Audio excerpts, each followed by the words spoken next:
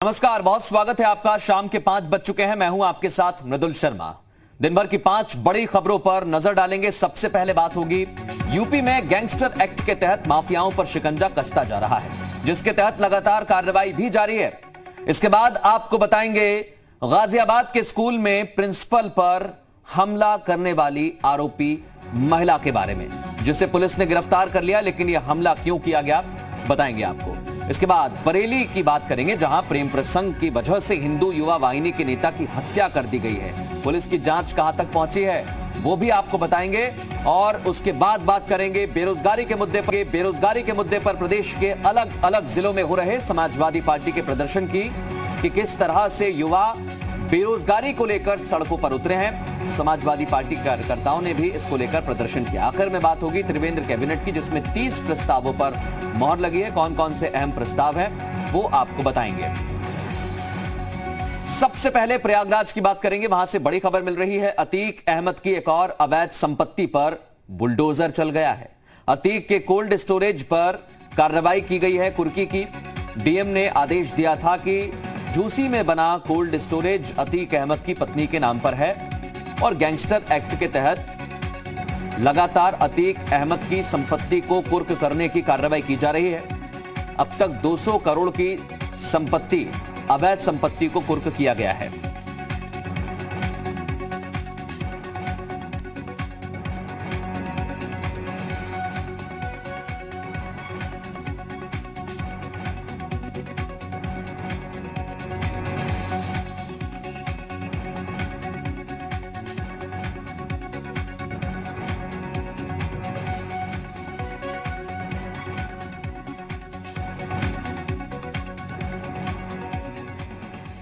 प्रयागराज में माफिया अतीक अहमद पर प्रशासन लगातार शिकंजा कस रहा है। प्रशासन ने अतीक अहमद के करीबी माने जाने वाले बिल्डर मोहम्मद अब्बास के शॉपिंग कॉम्प्लेक्स को सील कर दिया है। मोहम्मद अब्बास अतर सुइया थाने का हिस्ट्री शीटर है। मौजूदा समय में पुलिस को उसकी तलाश है और वो फरार चल रहा है। वहीं सिविल लाइंस की बिल्डिंग के अंदर सील की गई दुकानों के मालिक जब पहुंचे तो वहां पर प्रशासन का ताला देखकर दंग रह गए।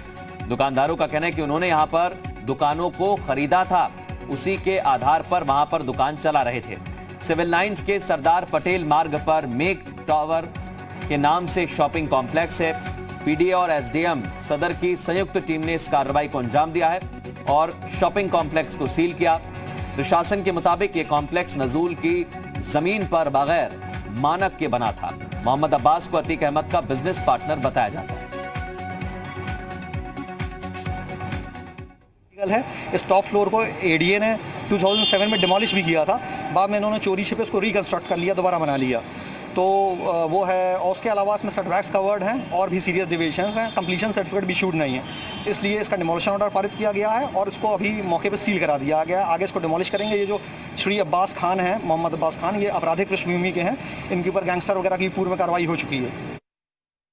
अर्ली मॉर्निंग इसको सीज कर दिया गया है विदाउट एनी इंफॉर्मेशन, और मैं इस दुकान का ओनर हूँ। मेरी पूरी रजिस्ट्री है, उसके बावजूद हमें कोई इंफॉर्मेशन नहीं दी गई और सीज कर दिया गया। तरीके से बनाई गई थी ये पूरी बिल्डिंग, इसके बारे में हमें कोई जानकारी नहीं।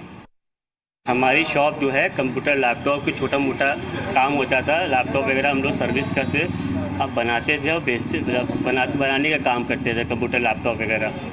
हमारी दुकान सील हो गई है। हमारी दुकान सील हो गई है। कस्टमर का लैपटॉप है, मोबाइल्स है। और अब हम ये बिल्डिंग किसकी थी, क्या इसके बारे में? बिल्डिंग के बारे में हमें जानकारी नहीं है। हमारी शॉप जो है मोहम्मद हुमायूं की है। गुफरान हमारे सहयोगी हमारे साथ जुड़ गए हैं। ये कार्रवाई कहां तक पहुंची है बताइए गुफरान। देखिए, अतीक अहमद और उनके करीबियों पर प्रयागराज प्रशासन की जो कार्रवाई है वो आज भी जारी है। ये जो बिल्डिंग है सिविल लाइंस इलाके में है, ये शॉपिंग कॉम्प्लेक्स अतीक अहमद का बिजनेस पार्टनर है मोहम्मद अब्बास। इसकी बिल्डिंग को सीज किया गया है, जिसमें 30 के करीब दुकानें हैं जिनको सील किया गया और आगे प्रशासन जो है इस पर ध्वस्तीकरण की कार्रवाई करेगा। ये जो जिसकी बिल्डिंग है वो हिस्ट्री सीटर भी है। मौजूदा समय में वो फरार चल रहा है। पुलिस की टीमें उसको तलाश रही है। इसके अलावा अतीक अहमद की 9 ऐसी संपत्तियां हैं जिस पर ध्वस्तीकरण की कार्रवाई की गई है। कुल 20 संपत्तियों को चिन्हित किया गया है, जिसमें 10 ऐसी हैं जिन पर कुर्की की कार्रवाई की गई है। तो एक तरीके से अतीक अहमद और उनके जो करीबी हैं उन पर प्रयागराज प्रशासन का जो शिकंजा है वो लगातार कसता जा रहा है और प्रशासन लगातार उन पर सख्ती बरतते हुए उनके जो अवैध निर्माण है, संपत्तियां हैं, उस पर कार्रवाई कर रहा है। जी, कोल्ड स्टोरेज पर भी कार्रवाई की है गुफरान, क्या और भी हो सकती है कार्रवाई आगे? बिल्कुल। देखिए, एक सबसे बड़ी कार्रवाई आज अतीक अहमद की पत्नी साइस्ता परवीन के नाम एक कोल्ड स्टोर है जो झुंकी इलाके में है, वहां पर ध्वस्तीकरण की जो कार्रवाई है वो चल रही है। 10,000 वर्ग मीटर में ये लगभग जो बनाया गया है कोल्ड स्टोरेज, उसको ध्वस्तीकरण की कार्रवाई पीडीए और उसके अलावा नगर निगम की जो टीम है वो कर रही है। एक तरीके से करोड़ों की वो अवैध संपत्ति है, बगैर मानक के बनाया गया है, बगैर किसी आदेश के बनाया गया है। तो कार्रवाई जो है जिला प्रशासन की वो लगातार अतीक अहमद पर जारी है। बहुत शुक्रिया गुफरान तमाम बातचीत के लिए। मऊ में बाहुबली विधायक मुख्तार के करीबियों के खिलाफ पुलिस प्रशासन का एक्शन जारी है। मुख्तार के करीबी राजेश सिंह उर्फ राजन सिंह पर कार्रवाई करते हुए पुलिस ने 35 लाख रुपए की संपत्ति कुर्क की है। यह कार्रवाई थाना सराय लखनसी और आसपास के इलाकों की है। राजेश सिंह की संपत्ति जिलाधिकारी के आदेश पर गैंगस्टर एक्ट के तहत उस पर कुर्की की कार्रवाई की गई है।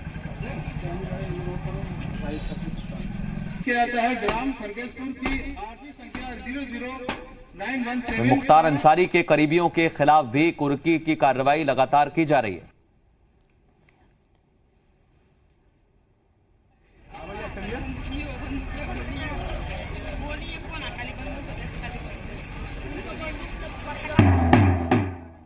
विजय मिश्रा हमारे सहयोगी हमारे साथ जुड़ गए। विजय, बताइए क्या अपडेट्स आपके पास?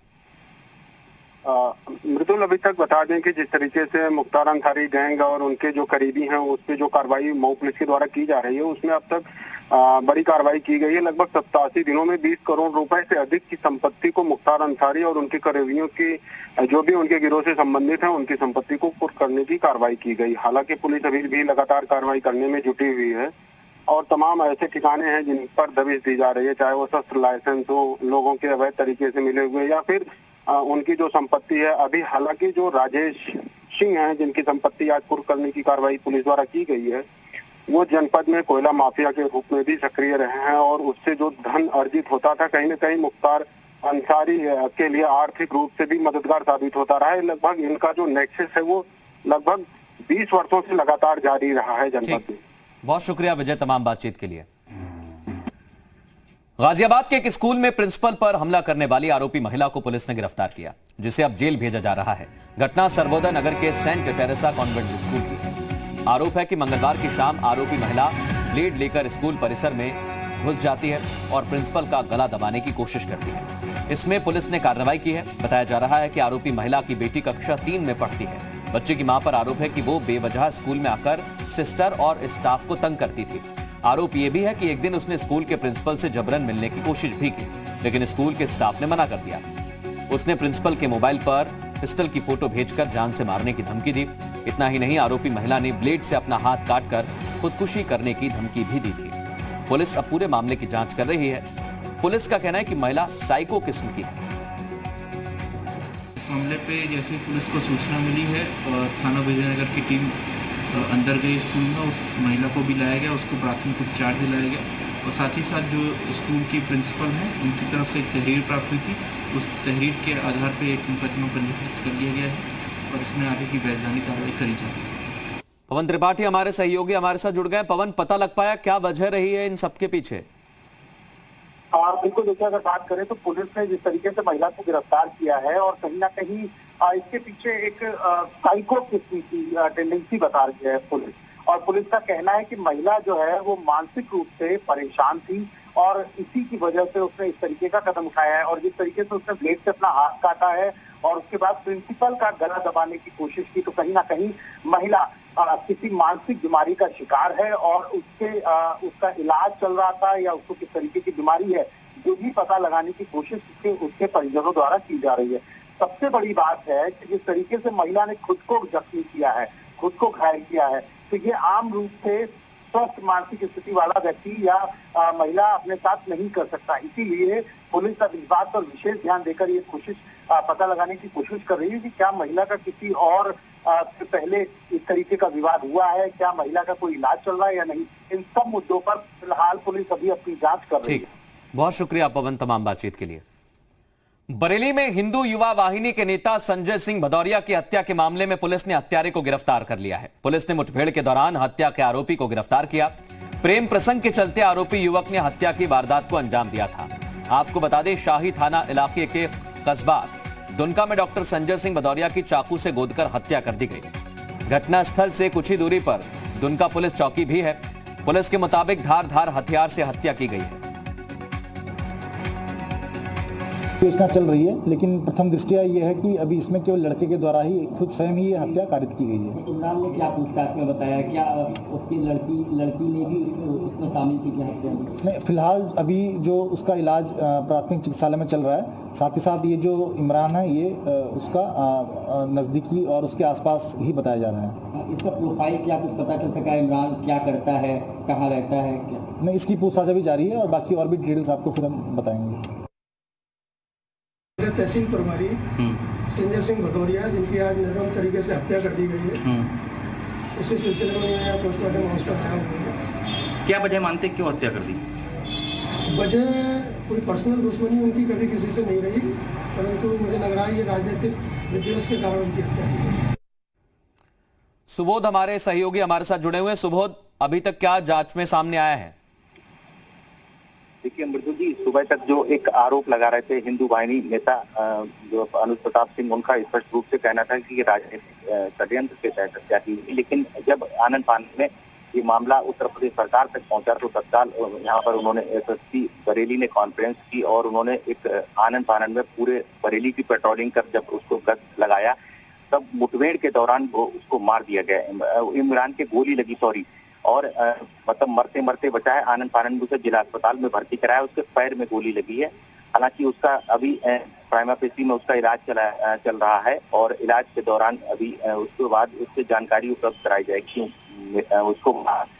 लेकिन सबसे महत्वपूर्ण बात तथ्य जो निकल के आए हैं मिथुन जी, वो ये है कि ये जो हत्या की गई वो किसी राजनीतिक उसमें नहीं की गई, बल्कि एक मामला प्रेम प्रसंग का था और त्रिकोणीय प्रेम प्रसंग का था, जिसमें एक लड़की थी जिससे ये 3 लोग प्यार करते थे और इसी उस जो संबंध से इनके बिल्कुल पुलिस इस मामले को लेकर जांच कर रही है। बहुत शुक्रिया सुबोध तमाम बातचीत के लिए।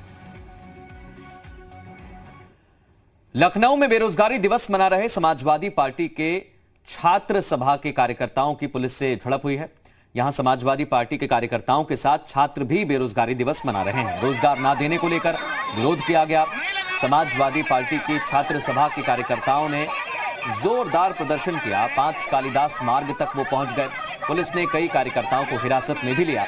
समाजवादी छात्र सभा की पूर्व प्रदेश सचिव पूजा यादव के साथ कुछ कार्यकर्ता हाथ में चूड़ी लेकर प्रदर्शन करने पहुंचे थे। समाजवादी पार्टी छात्र सभा के कार्यकर्ताओं और पुलिस ने हुई झड़प के बाद एक महिला कांस्टेबल को चोट भी लग गई।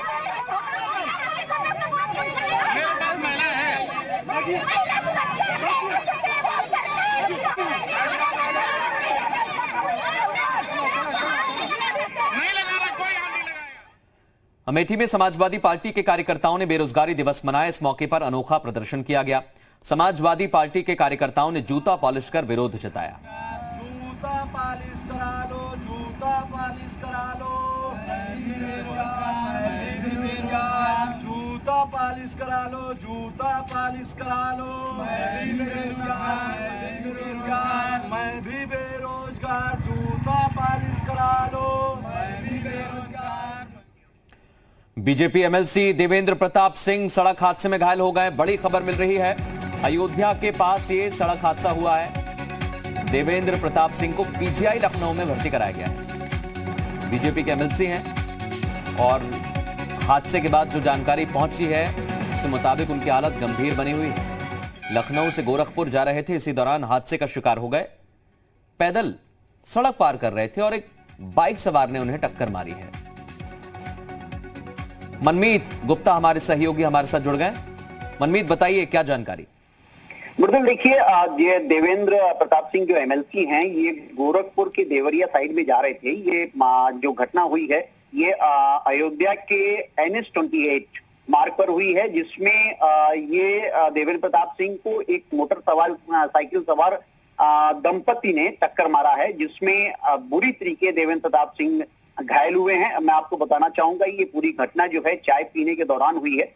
ये चाय पीने के लिए अपनी गाड़ी से उतरे थे और चाय पीने के बाद गाड़ी की ओर बढ़े थे, तभी तेज रफ्तार मोटरसाइकिल ने टक्कर मारी है, जिसकी वजह से बुरी तरीके से देवेंद्र प्रताप सिंह घायल हो गए हैं।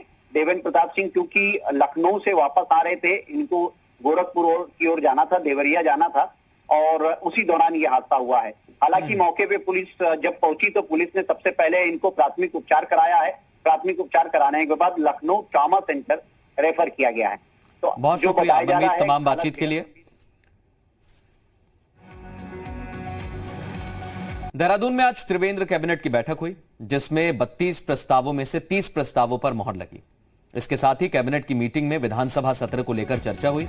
विधानसभा सत्र को 3 दिन से घटाकर 1 दिन के किए जाने पर चर्चा हुई। हालांकि सत्र कितने दिन का होगा, इस पर अंतिम फैसला कल होगा। इसके अलावा कैबिनेट ने जिन बड़े प्रस्तावों पर मोहर लगाई, उसमें विधानसभा अध्यक्ष और उपाध्यक्ष अब खुद इनकम टैक्स भरेंगे। व्यावसायिक वाहनों को टैक्स भुगतान में 3 महीने की छूट दी गई है। जेसीओ रैंक से रिटायर हुए सैनिक और सैन्य विधवाओं का हाउस टैक्स माफ होगा। उत्तराखंड तकनीकी विश्वविद्यालय का नाम बदलकर वीर माधो सिंह भंडारी करने पर भी फैसला लिया गया है। अन्य राज्यों को भी हम लोगों ने कैबिनेट में आज चर्चा की है। दिल्ली में 1 दिन का सत्र हुआ, उत्तर प्रदेश में भी 1 दिन का हुआ, 2 दिन का हुआ था। पहले दिन उन्होंने कॉम्प्रोमाइज करके और पहले दिन किया। इसी प्रकार से अन्य राज्यों में भी संभवतः बहुत कम सत्र हुआ, और मैं समझता हूँ कि 20 तारीख को इस संबंध में जब बैठक होगी, उसमें भी इस निर्णय को रखा जाएगा कि क्या क्या कैसे सत्र को कितना करना है, कितना समय रखना है, क्या करना है। आज भी विस्तृत चर्चा हुई। फिलहाल इतना ही।